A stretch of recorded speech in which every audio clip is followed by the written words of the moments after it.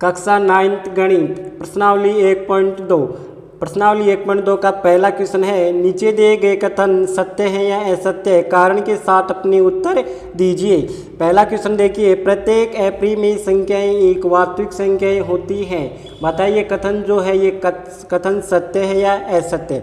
देखिए प्रत्येक अपरिमेय संख्याएं, जो अपरिमेय संख्या होती है वो वास्तविक संख्याएं होती है या नहीं। तो देखिए यहाँ पे मैं आपको बताता हूँ, वास्तविक संख्याएं, प्रत्येक जो वास्तविक संख्याएं होती हैं, प्रत्येक वास्तविक संख्याएं मैंने आपको बताया था बेसिक में कि जो प्रत्येक वास्तविक संख्याएं होती हैं वो प्रिमेय संख्याएं भी होती हैं, जो प्रिमेय संख्याएं भी होती है और अप्रिमेय संख्याएं भी होती है। तो कथन हमारा कैसा है, सत्य है। बताओ प्रत्येक वास्तविक संख्याएं अप्रिमेय संख्याएं होती है क्या, होती है। कथन कैसा है कि प्रत्येक अपरिमेय संख्याएं वास्तविक संख्याएं होती है। देखिए प्रत्येक अपरिमेय संख्याएं वास्तविक संख्याएं होती है। तो कथन हमारा कैसा आएगा, तो देखिए जो हमारा कथन आएगा वो कैसा आएगा, हमारा कथन आएगा पहले का आएगा सत्य। कथन कैसा है हमारा, सत्य है। कारण लिख दीजिए, कारण क्या है, क्योंकि कारण में क्या लिखोगे, क्योंकि वास्तविक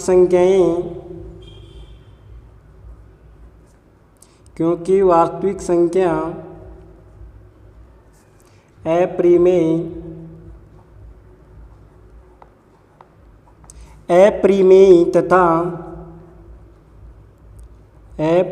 तथा परिमेय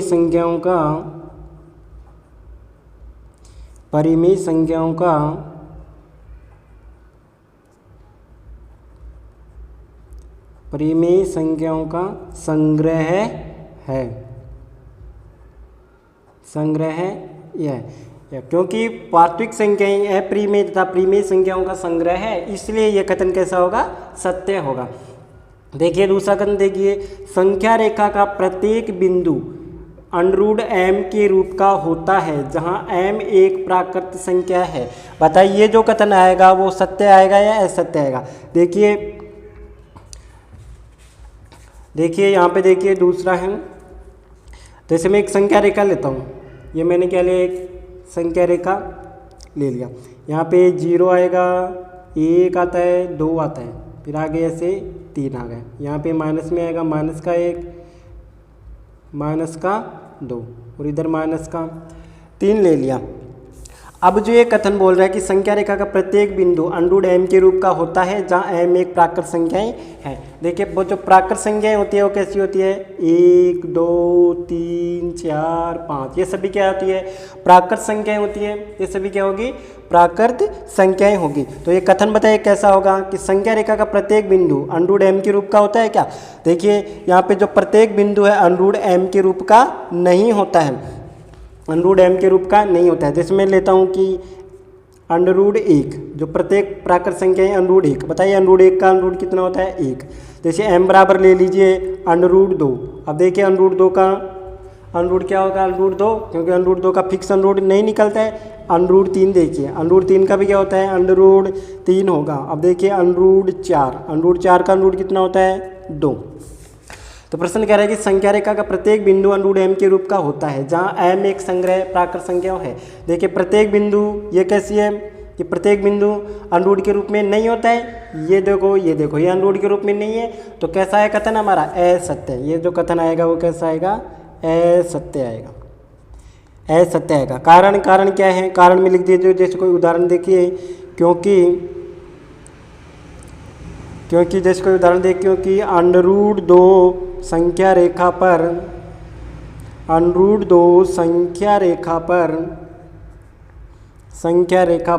नहीं होता है,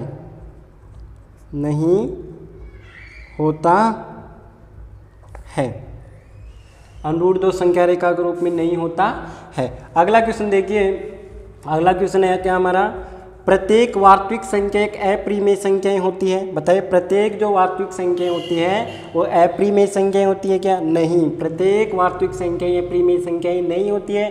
सभी अप्रिमेय संख्याएं वास्तविक संख्याएं हो सकती है, लेकिन वास्तविक संख्याएं अप्रिमेय संख्याएं नहीं हो सकती। तो इसमें कथन जो कैसा आएगा, कथन आएगा असत्य। कथन जो आएगा वो कैसा आएगा, असत्य। क्यों? क्योंकि कारण लिख दीजिए यहाँ पे, क्योंकि वास्तविक, कारण लिख दे क्योंकि वास्तविक संख्याएं या परिमेय संख्याएं नहीं होती हैं, क्योंकि वास्तविक संख्याएं अपरिमेय संख्याएं नहीं होती हैं, नहीं होती है। ये कारण लिख दिया, क्योंकि वास्तविक संख्याएं परिमेय संख्याएं नहीं होती। अपरिमेय संख्याएं वास्तविक संख्याएं, जैसे मैंने आपको यहाँ पे इसमें बताया था कि देखिए वास्तविक संख्याएं अपरिमेय संख्याएं नहीं होते। अगर परिमेय और अपरिमेय संख्याएं कैसी होती है, वास्तविक संख्याएं, लेकिन जो वास्तविक संख्याएं हैं वो क्या नहीं होती है, अपरिमेय संख्याएं नहीं होती है।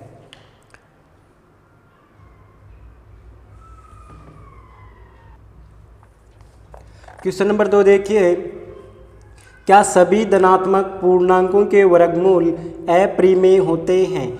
यदि नहीं तो एक ऐसी संख्या के वर्गमूल का उदाहरण दीजिए जो एक परिमेय संख्याएं होती हैं। देखिए सभी धनात्मक पूर्णांकों के वर्गमूल, बताइए धनात्मक पूर्णांक कौन कौन से हैं?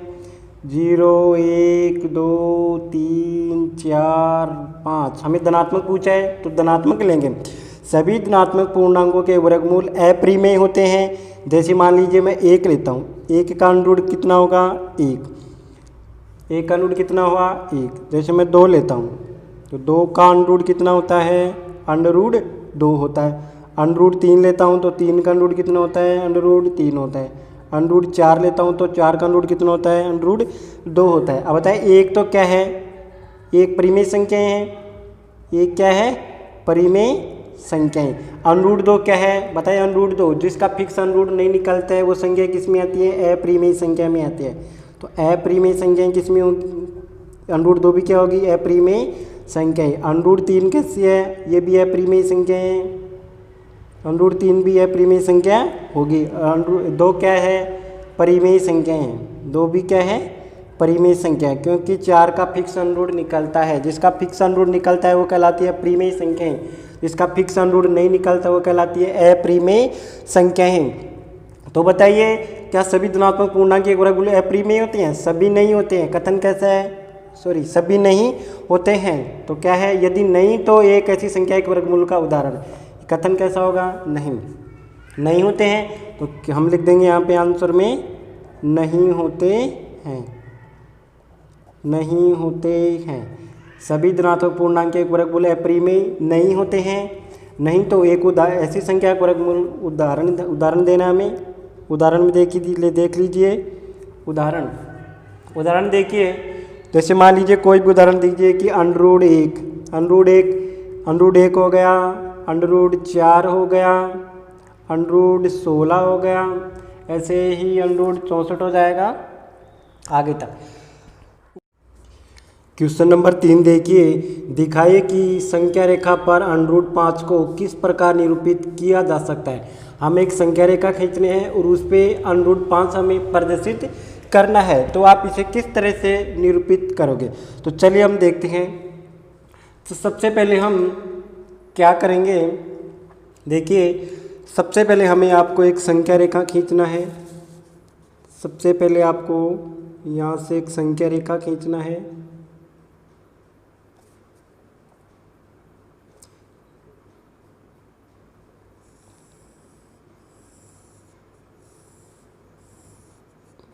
ये मैंने एक संख्या रेखा खींच दी। यहाँ पे हमने 0 लिया,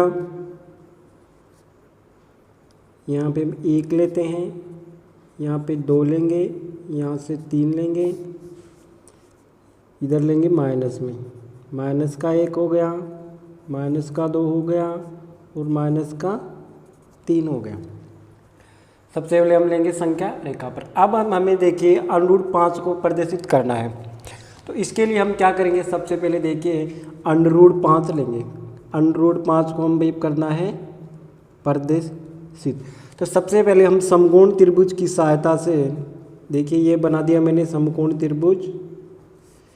यहाँ पे बनता है 90 डिग्री का कोण। 90 डिग्री के सामने होता है कर्ण। 90 डिग्री के सामने होता है कर्ण। इसे बोलते हैं हम आधार। इस लाइन को बोलेंगे आधार, और इस लाइन को बोलेंगे हम लंब। अब इसको हम बोधायन प्रमेय की सहायता से, जिसे हम पाइथागोरस प्रमेय के नाम से भी जानते हैं, पाइथागोरस प्रमेय होती है कर्ण का स्क्वायर बराबर आधार का स्क्वायर प्लस लंब का स्क्वायर। इस फॉर्मूले के आधार से हम इस संख्या रेखा को √5 को निरूपित करेंगे। तो देखिए √5 लेना है। अब देखिए स्क्वायर से √ कैंसिल हो जाएगा तो कितना आएगा, 5 आएगा। आधार, अब देखिए हमें आधार और लंब में क्या लेना है, इस 5 के हमें टुकड़े करके इसमें लिखना है। तो बताइए 5 के क्या टुकड़ेंगे, तो हम इसको ऐसे लिखते हैं ना 4 + 1, ऐसे टुकड़ों में बांट के लिख सकते हैं। अब यहाँ पे देखिए कर्ण का स्क्वायर कितना हुआ, यहाँ पे कर्ण का स्क्वायर बराबर कितना है, कर्ण यहाँ पे कितना है 5 है, कर्ण 5 है। तो बताइए स्क्वायर का हम जब भी पक्षांतरण करते हैं तो इसके लग जाता है √, इसके लगेगा √। स्क्वायर का पक्षांतरण करेंगे इस संख्या के लग जाएगा √5। तो कर्ण कितना आ गया, √5।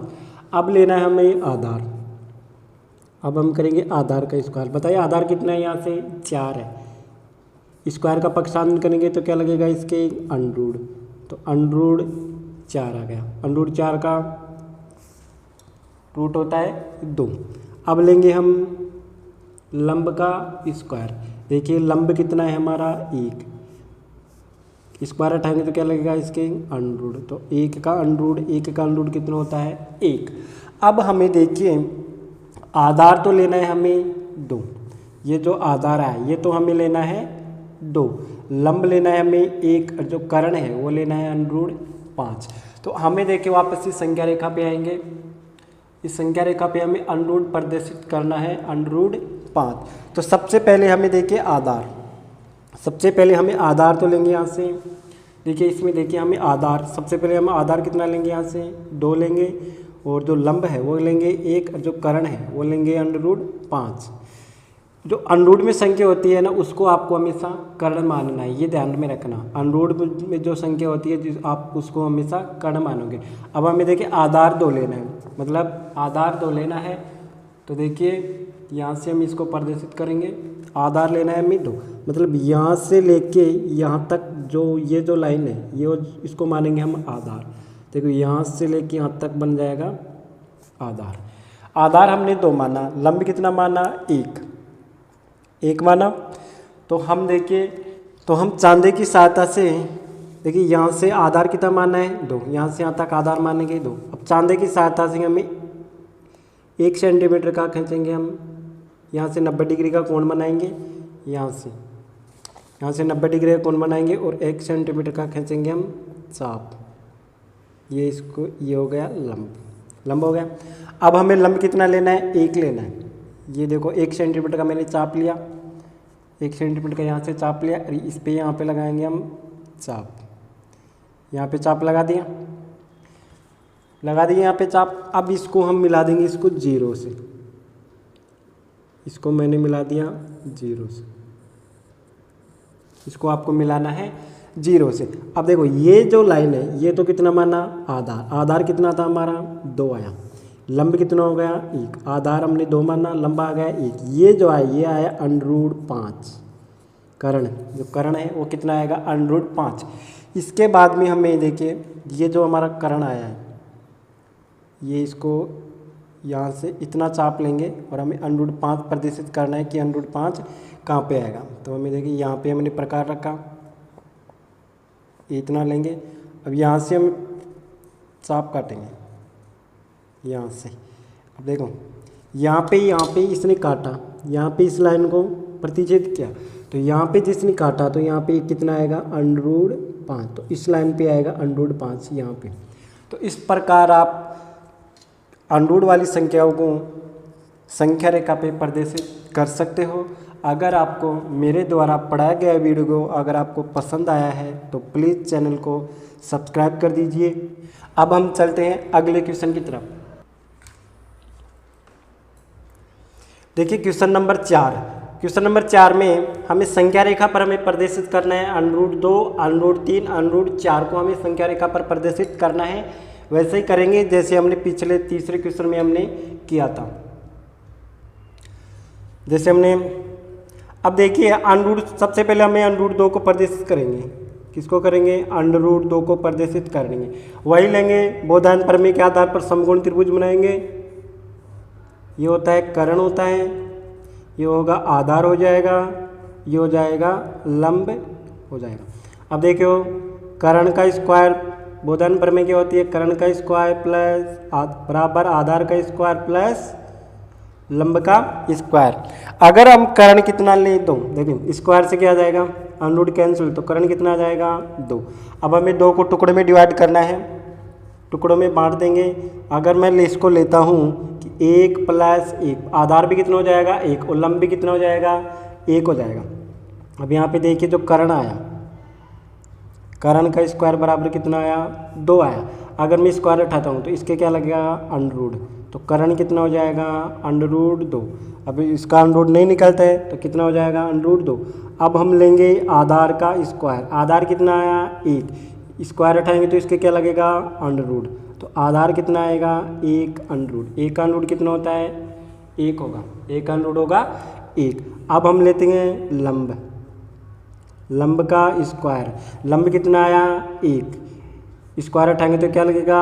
अंडर रूट लग जाएगा, तो 1 का अंडर रूट कितना होता है? 1। इसका मतलब है अगर हम आधार 1 लें, आधार कितना लें? 1, तो लंब कितना लेना पड़ेगा? 1, और कर्ण कितना होगा? अंडर रूट 2 आ जाएगा। अब हम इसको संख्या रेखा पर प्रदर्शित करेंगे। देखिए अब इसको हमें संख्या रेखा पर करेंगे हम प्रदर्शित। अंडर रूट 2, देखिए हमारा जो लंब था, देखिए हमारा जो लंब तो कितना लेना है हमें? 1, आधार कितना लेना है? 1, तो आधार कितना लेंगे हम? 1 लेंगे, और जो लंब लेंगे वो लेंगे 1, जो कर्ण लेंगे वो कितना आएगा? Under root 2। तो अब इसमें देखिए कि आधार तो कितना लेना है हमें? आधार लेना है हमें 1, यहाँ से लेके यहाँ तक तो हो जाएगा आधार। अब यहाँ से क्या बनाएंगे? 90 डिग्री का कोण बनाएंगे, चांदे की सहायता से बनाएंगे 90 डिग्री का कोण। देखिए ये चांदे की सहायता से हमने 90 डिग्री का कोण बनाएंगे। ये 1 सेंटीमीटर का चाप लेंगे और यहाँ से लगाएंगे, ये आ गया देखिए 90 डिग्री, 90 डिग्री आ गया।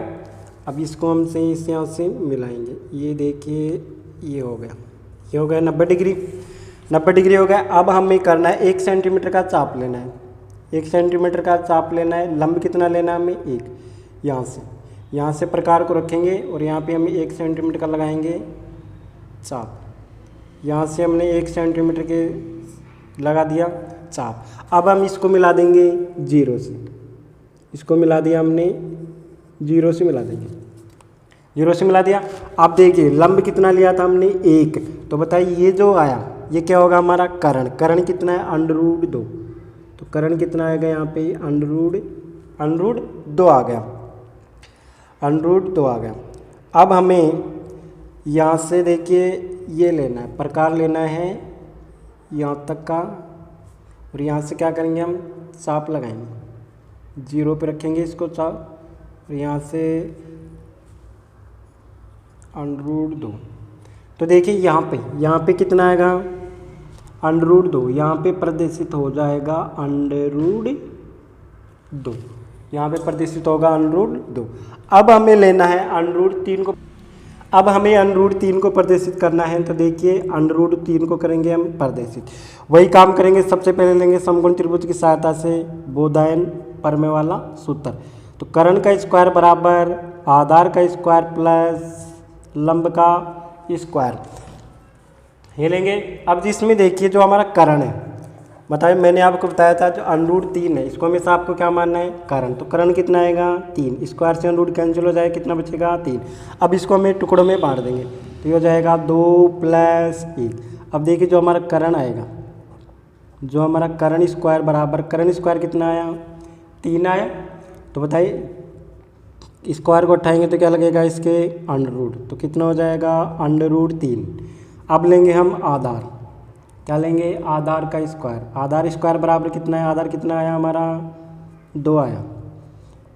स्क्वायर उठाएंगे तो क्या लगेगा इस 2 के ऊपर?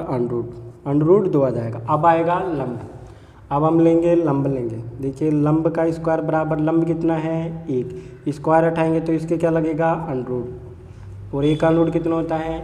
1 होता है।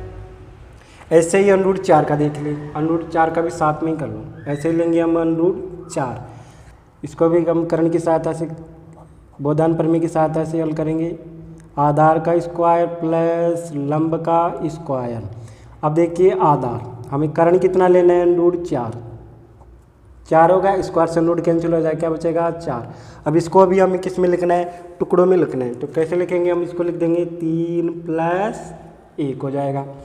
अब देखिए हमें करण लेना है, तो देखिए करण का स्क्वायर बराबर कितना होगा, 4 होगा। तो बताइए करण, जो बताइए करण बराबर कितना होगा, 4 होगा, √ का 4, और 4 का √ कितना होता है, 2 होता है।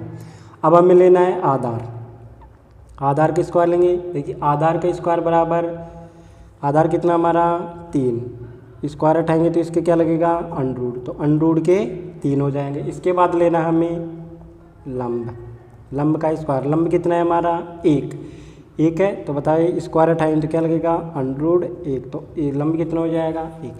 अब देखिए हमें √3 और √4 को हमें संख्या रेखा पर करना है, हमें प्रदर्शित। तो देखिए √3 और √4 को हमें संख्या रेखा पर प्रदर्शित करते हैं। देखिए √3 देखिए, अगर हम आधार कितना ले, √2, आधार कितना ले, √2, और लंब कितना ले, 2। अब देखिए आधार हमें कितना लेना है, √2, या तो आप लो यहाँ से, यहाँ देखो यहाँ से यहाँ तक की जो दूरी है वो कितनी है, √2, या आप लो ये वाला, ये भी कितना है, √2 ही है।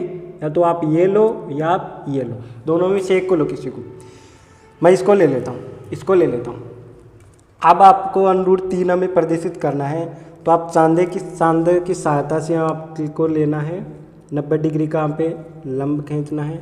ये देखिए यहाँ पे कितना हो गया, 90 डिग्री हो गया, 90 डिग्री। यहाँ पे इसको मिला देंगे, यहाँ से इसको 90 डिग्री, ये हो गया 90 डिग्री, 90 डिग्री हो गया। अब हमें 1 सेंटीमीटर का चाप लेना है, 1 सेंटीमीटर का चाप हो गया, और यहाँ पे प्रकार को रखना है, और यहाँ पे चाप लगाना है, लगा दिया। अब हम इसको मिलाएंगे 0 से, इसको हम किसको मिलाएंगे, 0 से मिला देंगे। अब देखिए ये तो क्या आ गया, आधार, ये कितना आ गया, लंब, ये क्या आ गया, करण, करण कितना था हमारा, √3, करण कितना था, √3, करण हमारा लेना है, √3 ले रहे थे हम, तो ये तो कितना आ गया, √3 आ गया। ये जो बुझाई, ये जो रेखा है वो कितनी आ गई, √3। अब देखिए लंब तो कितना हो गया, इसमें 1 हो गया, आधार जो हो गया वो कितना हो गया, आधार तो हो गया हमारा 1 सेंटीमीटर का, तो आधार तो हो गया हमारा √2, ये देखो आधार √2 हो गया, लंब हो गया 1 हो गया, ये जो आया ये क्या आ गया, √3। अब हमें प्रदर्शित करना है √4 को। अब √4 को भी हम इसी पे प्रदर्शित करेंगे, √4 को भी हम इसी पे प्रदर्शित कर लेंगे।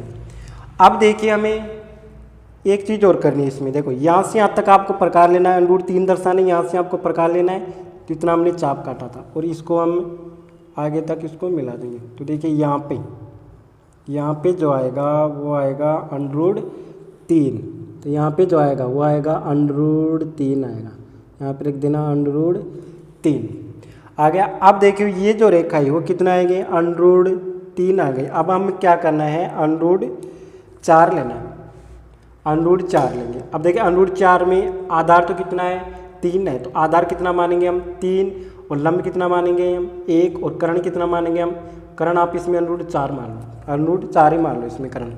अब देखिए हमें आधार आप या तो यहाँ से यहाँ तक जो 3 है इसको आप आधार मानो, यहाँ से यहाँ तक इसको आप आधार मानो। अब देखिए अगर मैं इसको आधार मानता हूँ तो आप चांदे की सहायता से 90 डिग्री का यहाँ पे लंब बनाएंगे, यहाँ से लेंगे 90 डिग्री का यहाँ से, और इसको हम मिला देंगे। ये देखो ये हमने इसको चांदे की सहायता से मिला दिया। अब हमें 1 सेंटीमीटर का चाप लेना है, 1 सेंटीमीटर का, ये देखो ये मैंने 1 सेंटीमीटर का चाप लिया, यहाँ पे प्रकार को रखा, और यहाँ से क्या काटेंगे, चाप काटेंगे। अब देखो ये जो चाप कटा है इसको हम किससे मिलाएंगे, इसको हम मिला देंगे 0 से, हम इसको मिला देंगे, ये इसको हमने 0 से मिला दिया। अब देखो ये तो क्या हो गया, आधार, ये तो क्या हो गया, आधार, यहाँ पे जो √3 है ये तो क्या आ गया, आधार, ये हो गया लंब, और ये जो आया क्या आया, करण। यहाँ पे जो करण कितना आया, यहाँ पे √4 आई। अभी क्या करना है, हमें 4 अनरूटेड प्रदर्शित करना है। यहाँ से यहाँ तक का लेंगे हम, चाप लेंगे, यहाँ से यहाँ तक का चाप लेंगे, यहाँ से यहाँ तक का चाप लेंगे और इसको यहाँ पे प्रकार को रखे और इसको हम आगे तक बढ़ा देंगे। अब देखिए अनरूट जो 5 आया, यहाँ पे देखिए, यहाँ पे जो ये रेखा काटी है यहाँ पे, तो यहाँ पे कितना आएगा, अनरूट के 5 आएगा, अनरूट का 5। तो इस प्रकार से आपको संख्या रेखा पर आपको अनरूट 2 हो, अनरूट 3 हो या अनरूट 4 हो, अनरूट 5 हो, कोई भी अनरूट हो, उसको हम इस संख्या रेखा पर इस प्रकार से हम प्रदर्शित कर सकते हैं। तो उम्मीद करता हूँ आपको ये वीडियो पसंद आया होगा। अगर आपको पसंद आया हो तो हमें कमेंट करके बताएं कि आपको वीडियो हमारा कैसा लगा।